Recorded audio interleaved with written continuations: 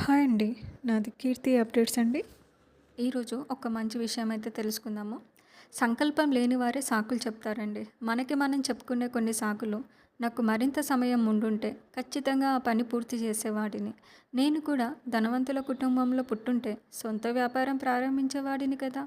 నాకు ఏ కోశాన అదృష్టం లేదు. లేకపోయింటే నా జీవితం ఇలా ఉండేది కాదు. ఇలాంటి మాటలు చెప్పేవారి జీవితం ఎన్నటికీ మారదు. అలాంటి వారి దగ్గర లేనిది సమయం, డబ్బు, అదృష్టం కాదు, సంకల్పం.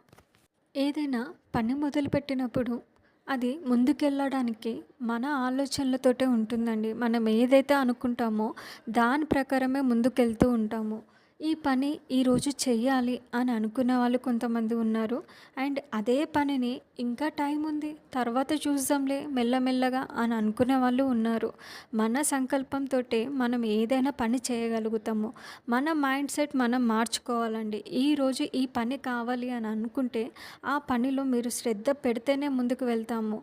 సో, నేను చెప్పేది ఏంటి అనంటే ప్రతి పనిలో కూడా కష్టం ఉంటుందండి.